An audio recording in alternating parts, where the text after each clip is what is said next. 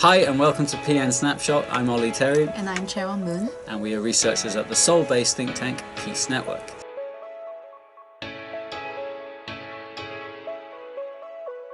Okay, so today we're going to go back to a sort of familiar recurring theme of ours in these videos, which is to introduce some useful English words or expressions which are commonly found in articles or academic writing in this field of politics and diplomacy.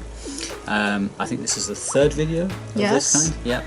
Okay, so today we have 8 expressions for you. Okay, the first word we have for you is sovereignty. Sovereignty.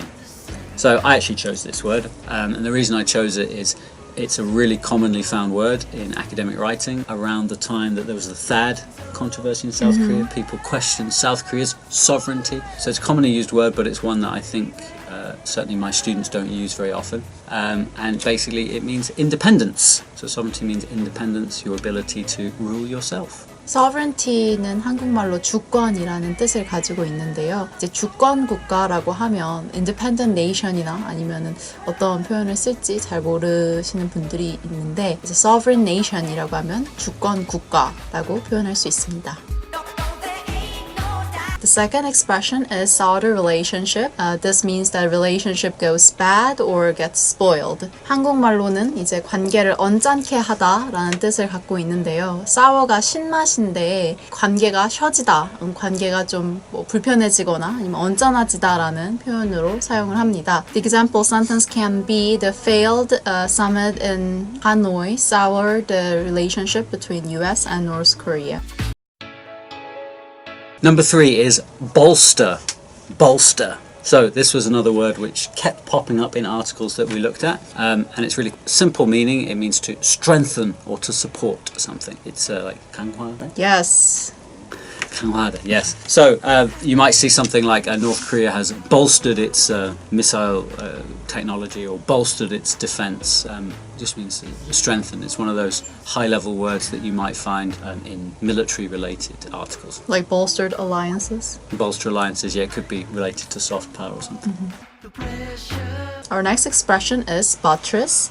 It's kind of architecture terminology, which means a source of defense or support. Our example sentence is very current, that ex-First Lady Lee Hee-oh is remembered as a political buttress for her husband, a pioneer for women's rights. A buttress, like you said, it's related to architecture. It's like a supporting wall that keeps up another part of the building. So in the example sentence you read about Lee Hee-oh, the wife of ex-President Kim Dae-jung, she was a political buttress for her husband. It means she was there behind her husband, supporting him, keeping him up, keeping him in power. A buttress. 한국말로는 이제 부벽이라고 표현을 하는데 좀 더 쉽게 표현을 하면 뭐 지지자 아니면 지지하다 해서 명사나 동사로 사용될 수 있습니다. Next we have 2 for 1 here. We've got delegation and envoy. Delegation and envoy. So I've put these together because they're basically the same meaning. So a delegation or an envoy is like an official representative, an official figure who's going to a meeting or visiting another country as like an official representative of another country or another group, like a UN delegation. I have 2 examples for you, both related to former First Lady Lee Hee-oh, who we just mentioned. She was part of a delegation of South Koreans that traveled to Pyongyang in 2015 for Kim Jong-il's funeral. So she wasn't there on her own, she was there as an official representative of South Korea. And then the next one from a Yonhap headline, which I found, which is North Korea's dispatch of envoys to Lee's funeral will be a litmus test for inter-Korean ties. Litmus test ties into a word we did in our previous video, which means very helpful. Yeah, very helpful. A serious test. So there you go, we've got 2 for 1. Delegation이나 envoy 둘 다 뭐 사절단 아니면 대표단이라는 표현을 갖고 있는데 문정인 외교 안보 특보라고 하면은 문정인 is special envoy라고 해서 특보는 special envoy라고 표현할 수 있습니다. Vault over. Vault over means to bound or leap over someone or something. It is usually used in Olympics, like the vault. It's one of the gymnastic floor routines. They jump on this, it's like a big sort of wooden box thing. But it's also used in this kind of context that after President Donald Trump's inauguration, Bolton vaulted over all his rivals.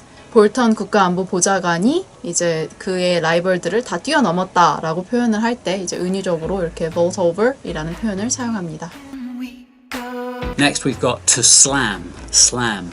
So you might be familiar with slam dunk in basketball or to slam the door closed, meaning to throw or push something with strong force. This is a different meaning of slam. This means to slam someone means to strongly criticize, to strongly criticize. So for example, North Korea slams Donald Trump's latest remarks, or the UN slams North Korea's human rights record. It just means like really strongly condemn or criticize. Can you tell me the... 혹평? Wow, you're taking away my job. Oh, sorry. Next and last expression is deep state. Deep state means a body of people, typically influential members of government agencies or the military, believed to be involved in the secret manipulation or control of government policy. So to shorten it, it's like a group of influential people who controls many important issues in the nation. 한국말로도 이제 딥스테이트라고 표현을 하는데 이제 뜻은 나라 안에 나라라고 하여서 영향력 있는 소수의 사람들 정부 안에서 이제 중요한 일을 결정하고 꾸미고 이런 약간 비밀스러운 단체를 이야기합니다. Right, that's the important thing. They're not really seen. They're kind of in the shadows, in the background. Yeah, but people do know that they exist. I think North Korea is a good example. So there's always a member of the Kim family who's out at the front as a figurehead, Kim Jong-un or Kim Jong-il or Kim Il-sung. But there is some members, some government behind them that we don't really see, and that's the deep state. Okay, I hope you enjoyed this latest video of English expressions and words. I hope you found it useful. Please give us a like or a comment and we will reply to you, and see you again next time. Bye!